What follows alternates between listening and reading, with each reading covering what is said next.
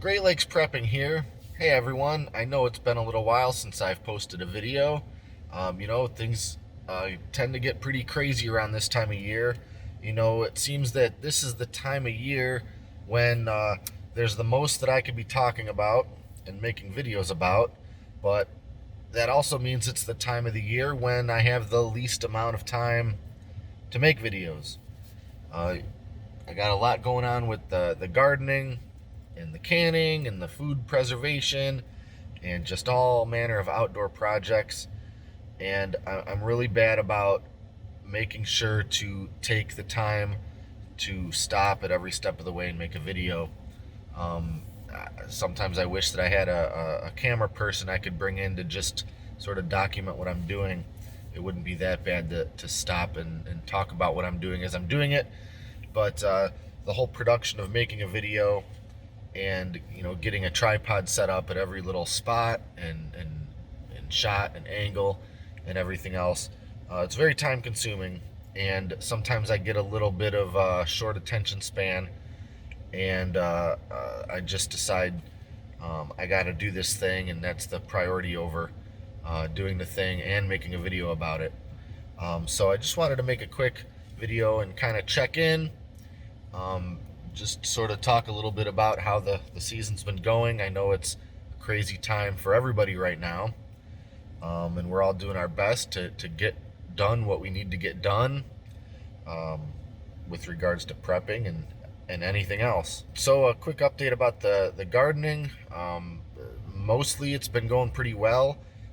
The stuff that I know how to do pretty well and I have a lot of experience with, those are going great. Lots of cucumbers, lots of tomatoes, lots of green beans.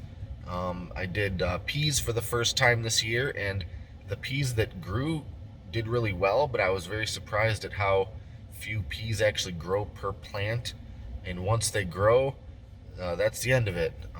Each plant grew about 5 pea pods, and they were very good, big, juicy, delicious. But as soon as they finished growing, the whole plant just withered and died.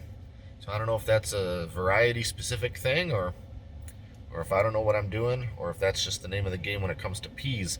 It kind of made me think, wow, I can buy a bag of dried split peas for $3 or something, and there's got to be an acre of pea plants in that little bag. How's it even worthwhile for anybody to farm those and process them, and the machines to separate them and packaging and all that stuff? Every year it kind of reminds me how crazy of a job it really is to be a farmer in this time, and I'm really thankful for people that do that for a living to feed the rest of us.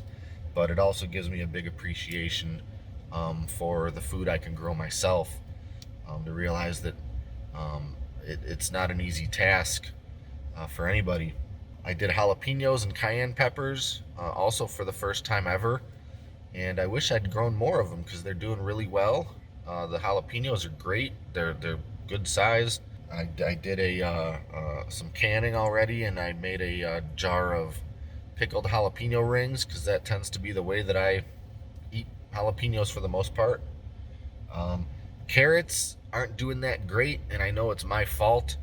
I tried growing carrots kind of around my other vegetables, and um, it quickly started to get out of hand with weeds, and then you start weeding, and you're accidentally getting some carrots in there, and the other vegetables nearby are kind of smothering them out.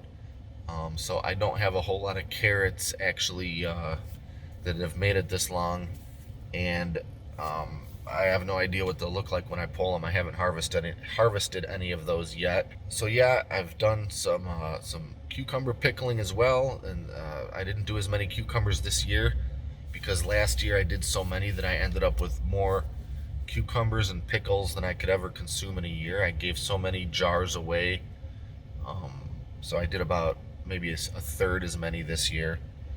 Um, Lots and lots of green beans. I only probably planted about I don't know, um, a dozen green bean plants, but I've got more green beans that I think I could possibly use for the rest of the year. or I should say I will by the time they're done producing. So I've been vacuum sealing and freezing them so far, and then I plan to do some pressure canning with the rest of them for the shelf stable option. And then the tomatoes, of course, and I usually do a combination of salsa and um, pasta sauce, basically tomato sauce that I'll turn into pasta sauce rather. I need to start growing more green peppers because my salsa obviously uses a lot of those. The big project that I'm going to have maybe at the end of this season is going to be um, removing and rebuilding one of my garden beds. Last year I had a feeling that I had a carpenter ant problem with one of them, and at the beginning of this season I noticed that one of them was indeed sort of really starting to rot and fall apart in a couple of spots. And through the course of this season, watering and moving dirt around a lot, I can see that the walls are working on just completely giving way. So I'm not going to get another season out of that one. I'm going to have to empty all the dirt out of it, just rip it all down and rebuild it. And it's kind of a bummer because I built them that way specifically so they'd last a long time. I make them out of landscaping timbers, so they're the walls are very thick and very sturdy.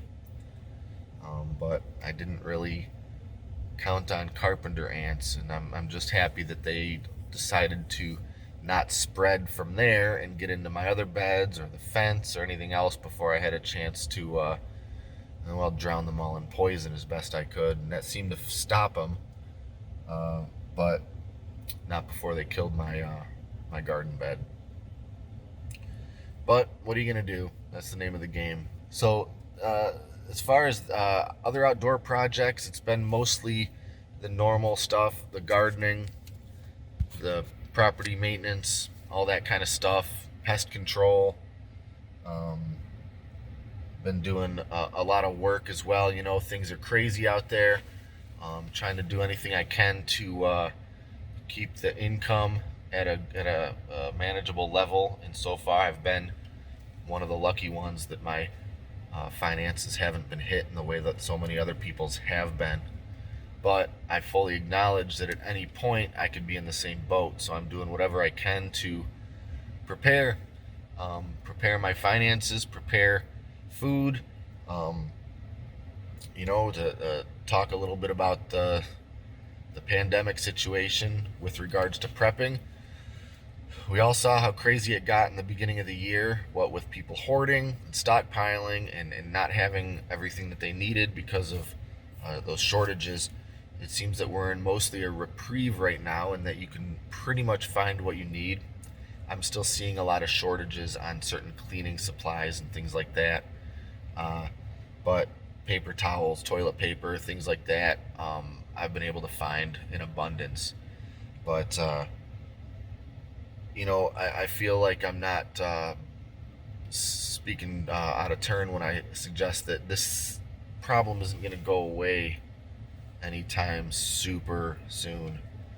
And as things started to kind of relax as far as lockdown restrictions and things like that, of course, we saw the number of cases spike back up, especially in places where people aren't taking it that seriously.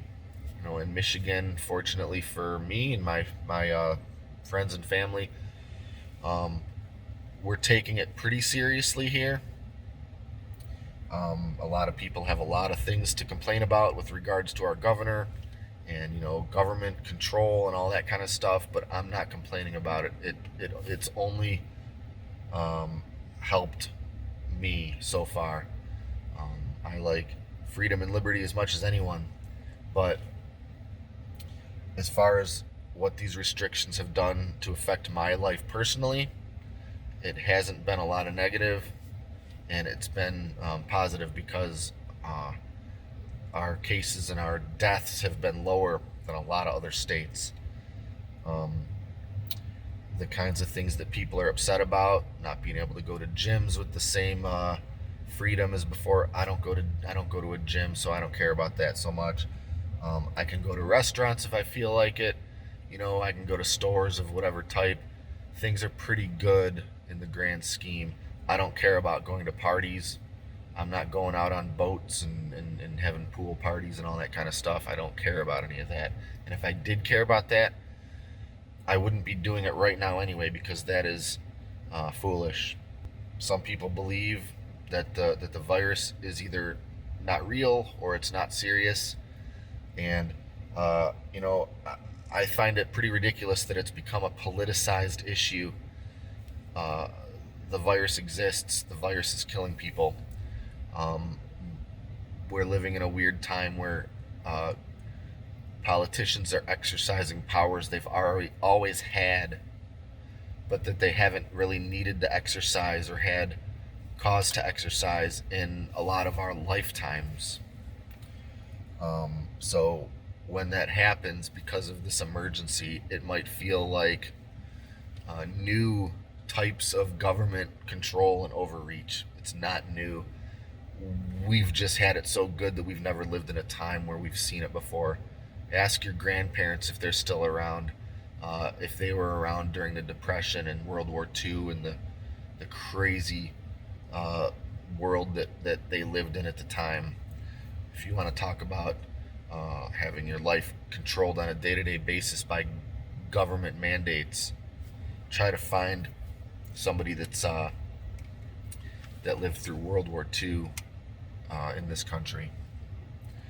But whatever. I hate politics, and I hate when otherwise sort of common sense things get bogged down in political identities and things like that. All I really need to know is that preppers are all about preparedness, and we prepare for things that are likely and unlikely.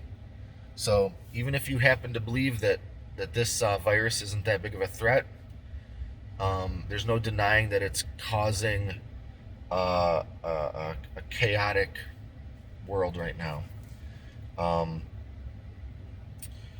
You know, and we prepare for chaos. If you don't think that the virus itself is deadly, you can't deny that there's problems going on right now. People are at their wits' end. There's a lot of high tensions. There's shortages of products. We may very well, in fact, I would be surprised if we didn't see more of that, another big rush on supplies and things like that. So be prepared. And politics, whatever they happen to be for you, just try to be polite to people. Try to be nice. Everybody's dealing with this, and everyone's sort of dealing with it in their own way, I guess. But just politics aside, think about what course of action is best for you and your family and your safety, and think about what actions make you a good person. Don't be on somebody's viral video shouting at a store employee who is asking you to wear a mask or leave. That guy's making $11 an hour, and he's been told by his boss, who's been told by his boss, who's been told by their governor that people have to wear masks in your store.